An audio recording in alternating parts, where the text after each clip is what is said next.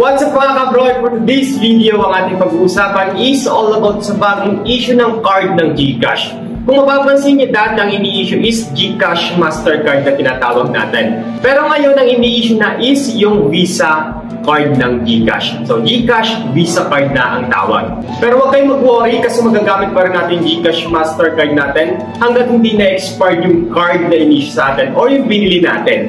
Ngayon is pag-usapan natin yung pagkakaiba ng GCash Mastercard at saka ng GCash Visa card. For clarification, in general, ang Visa at saka ang Mastercard is same silang company na competitor ng bawat isa.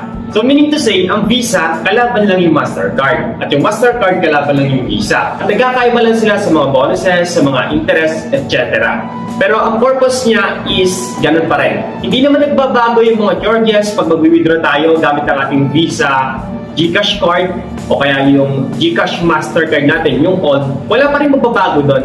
Kasi ang charges pag nagbabayad tayo ng fees gamit ang ating card o nag-withdraw tayo is nag-base dun sa isang bank or dun sa isang ATM na wini-withdrawhan natin. So walang control ng Visa or GCash Mastercard pag tayo nag-withdraw. Kaya yung GCash Mastercard natin, yung Visa, GCash card natin is same lang ng Mastercard na ginagamit natin dati.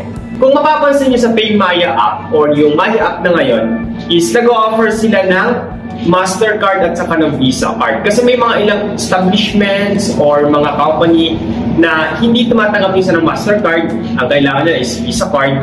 Kaya ayun, ang ginawa ng PayMaya is nagawa ng choice, parehas nila kinuha yung Mastercard at saka yung Visa card. Sa GCash is from Mastercard, nag-turn sila dun sa Visa card. Pero same lang sila naman ng purpose, ano? Kaya wala namang problem doon. So nagdedepende na lang yan sa kakailangan natin in the near future or sa present man yan kung anong transaction yung gagawin natin. Kung Visa ba ang kailangan or yung Mastercard. So again, ang GCash Mastercard at saka ang GCash Visa card is walang pinagkaiba pagdating sa purpose na ibinibigay ng GCash sa pagbabayad natin ng fees gamit ang ating card at sa ating pag-withdraw sa ibang ATM. That would be all mga kabro, and I hope that this video is help you a lot pagdating sa pagpapalit bigla ng GCash ng Mastercard turn to Visa card.